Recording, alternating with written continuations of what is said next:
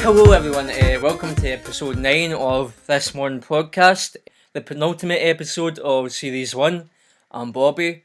Ross isn't with us here today, but I've got Matthew with me. How you doing, Matthew? Not bad, Bobby, not bad. I'm excited because you and I have never done an episode on our own before. We haven't, no, we Yeah, haven't. and we've got good topics today as well, so we'll just get right into it. So the first topic, a while ago, I believe it was maybe episode 5, we went through all the games that were going to come out this year. So I think for the first topic for this episode, we should maybe talk about some of the games that are coming out this year that we're most excited for, because I don't know if you listened to that episode, but Ross just basically shat all over every game that I talked about. Yep, I can see that. So I'll let you go first. What games have you got your eye on for this year? For the rest of this year, I suppose. You're probably going to shit all over this one, but Mhm. I was really excited for No Man's Sky. Yeah, we'll talk about that later on. But then I didn't realise it wasn't available on Xbox One, so I'm kind of gutted. I was also really excited for the Telltale Batman series, Mhm. and I played that.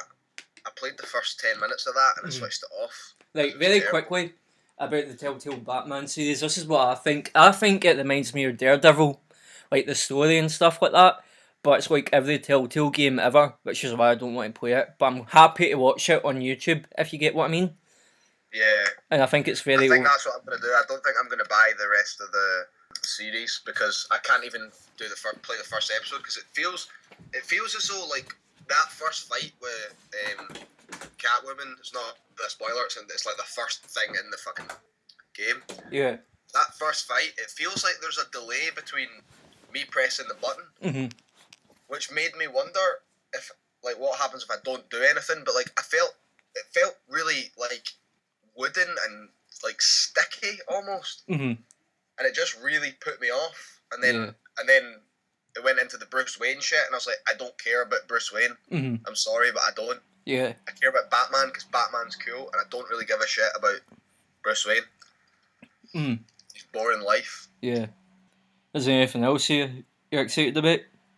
I'm kind of getting a little bit of hype for Deus Ex. Oh, right, okay, we'll talk about that. That is probably my most anticipated game of this year, but I have kind of reasonable expectations for it, because from my point of view, like, it looks good, but it does look like more of the same, and it does look like it's carrying over some of Human Revolution's annoyances, like the control scheme and stuff like that, like the inventory. I think the inventory can get pretty frustrating if you don't upgrade it and stuff like that. Like, I understand that's like part of the game, but it gets frustrating as hell at some points. But yeah, like just the awkward control schemes and stuff like that. And it overall, like it looks like the cover system's a lot better now, but it does kind of look like more of the same. So I'm kind of expecting that. I'm expecting a good game. I don't know if it will be an amazing game. Maybe it will be. But to keep my expectations kind of in check, I'm just expecting a good game because I like Deus Ex. I'm ready for more and stuff like that. So hopefully that's what it'll give me. Yeah, well, the thing, I saw Deus Ex on the Xbox Store as like a pre-order or whatever, and I didn't realise that it was a new one the first time I looked at it. Yeah. Because it's such a similar, like, everything, the whole thing's the same, and I went on and I was like, oh, they must have done like a remastered or whatever, and then I went on to the actual page and realised that it was a sequel. Yeah. But I had the same kind of feeling, like it didn't look really different enough. Mm-hmm. But I suppose that's... I mean, that's what I guess people like. I guess until we actually sit with the game ourselves, we won't know and stuff like that. But like I said, I'm expecting a good game, maybe not a great game. Yeah. What about Mafia 3? Mafia 3 is another one that I'm really excited about. I've been saying to Ross. Ross is a big advocate for that. But what I keep saying is that it looks like a Martin Scorsese film. Like it's a game of a Martin Scorsese film, if that makes sense. Yeah, no, I see that.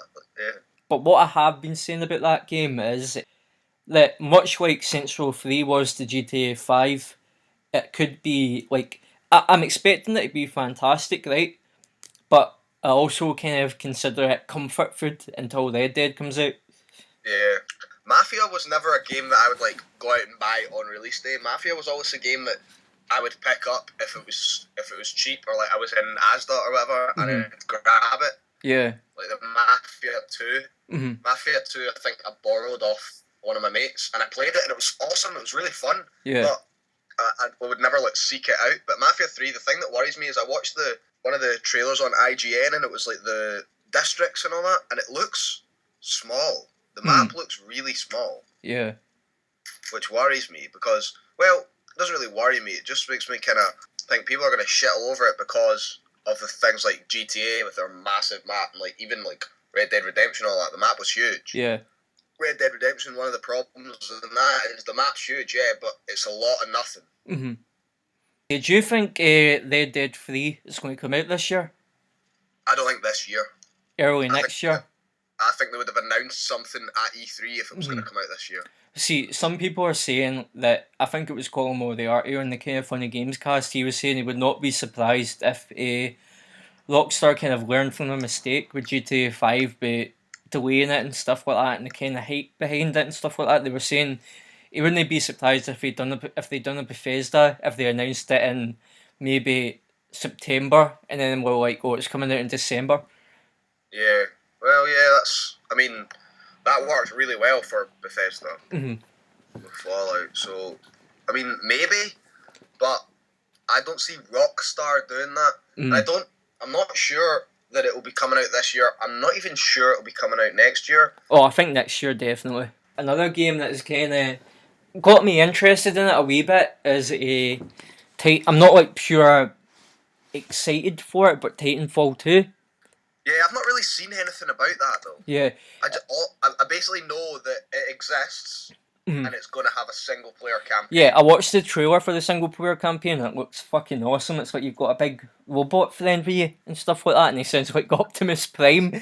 So I was like, oh, like, that's cool. I need to But watch. I saw the trailer on YouTube, but I didn't watch it. It was just before we were doing this, and I was going to watch it. But yeah, I think Ross is very excited for it.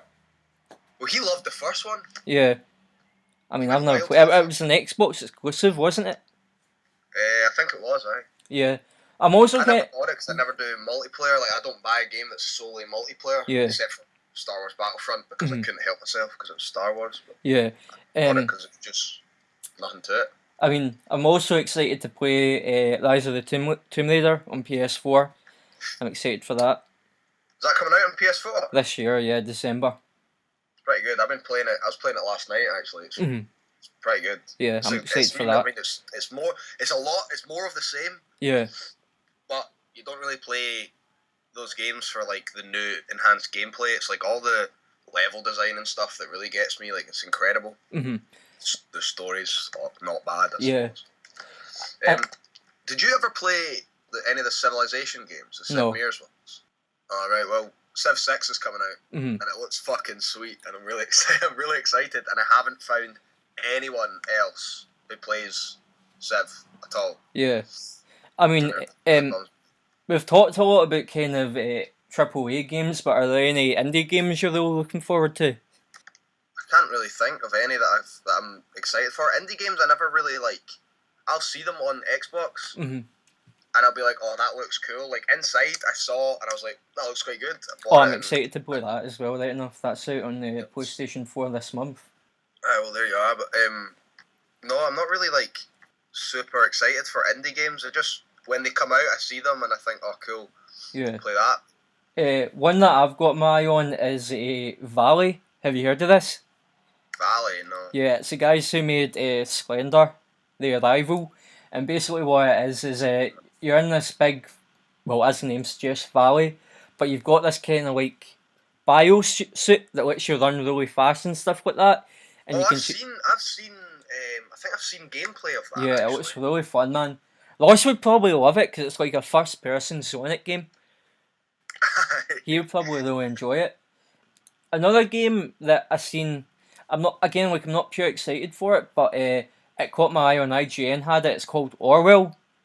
you're supposed to work for this like I'm interested already just from the title. yeah, it's supposed to be like you're working for this Big Brother type organization, and you're supposed to be spying on people who might be terrorists and stuff like that. And the idea is that it's supposed That to sounds fucking awesome. people are saying that it's supposed to be like a mix of Her Story and Papers, Please. And another indie game that I've had my eye on, but I've not heard anything about it in months, is What Remains of Edith Finch. And it's the guys who done the Unfinished Swan, which I wasn't really a fan of, but this looks like a lot better. Like it has potential. It's supposed to be this woman who's uncovering like the history of her family and stuff like that, and all the members of her family have their own individual stories, but they all like die at the end. But what happens is like the house kind of adapts to each person's story. So it's like if it's someone's at sea, like the house starts flooding and there's fish floating about the house and stuff like that, and you have to swim through the house. It looks really Must cool, be cool. but I've not heard about it in ages. That, But, just see the title, What Remains of Edith Finch, Uh-huh. reminds me of The Vanishing of Ethan yeah, Carter, which I couldn't get into I because, wasn't. well, it was good and it was Yeah. beautiful and all that, but I got it on my laptop, so I had to turn all the graphical settings way down to play it Yeah. on the plate, and it does not hold your fucking hand. Oh, it It really just doesn't. drops No. you right in. No tutorial, no fuck all. It's quite good, but it's one of those it's like very heavily story driven. Yeah.